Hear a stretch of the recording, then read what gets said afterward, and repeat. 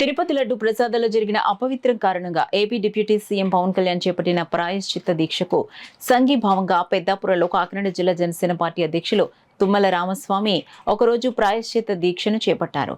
ఈ దీక్ష శిబిరానికి Peddapuram MLA Nimmakayala Chinarajappa, TDP రాష్ట్ర కార్యదర్శి రాజా సూరిబాబురాజు, టీడీపీ, బీజేపీ, జనసేన పార్టీల నేతలు, కార్యకర్తలు విచ్చేసి తమ మద్దతును తెలియజేశారు.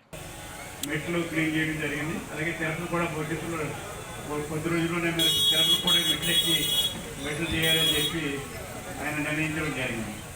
అలాగే దాని ద్వారా మనం ఇలా కార్యక్రమం నాయకులు చేసే కార్యక్రమానికి మద్దతుగా మన రాష్ట్ర వ్యాప్తంగా మనం ఇక్కడ ఒక కార్యక్రమం తీసుకోవడం జరిగింది. తుమ్మల బాబు చెప్పడం మరి ఈ కార్యక్రమంలో పెద్దలందరూ కూడా వచ్చారు, అందరూ కూడా వచ్చారు.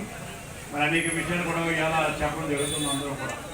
ఎందుకంటే ఇలా మరి వైసీపీ గవర్నమెంట్ మరి అరాచకాలు 5 సంవత్సరాలు కూడా అనేక అరాచకాలు చేసి మరి గుళ్ళు మీద కూడా ఇవాళ మనమైతే పవిత్రంగా భావించే గుళ్ళు మీద కూడా అందులో కార్యక్రమం తీసుకోవడం జరిగింది. అందులో మేము తిరుపతి కాదు అన్ని దేవాలయాల్లో కూడా మరి నాసిరకం నెయ్యి వాడి టెండర్లో పిలిపించి అందులో తక్కువ రేటుకి ఇచ్చి రివర్స్ టెండర్ అని చెప్పి తక్కువ రేటు వేసి మరి నాసిరకం ఇచ్చి ఇవాళకి మా భక్తుల మనోభావాలు దెబ్బతిన్న ఇవాళ మన రాష్ట్రంలో కాదు దేశవ్యాప్తంగా కూడా మరి ఈ ప్రసాదాలు తినడం జరుగుతుంది.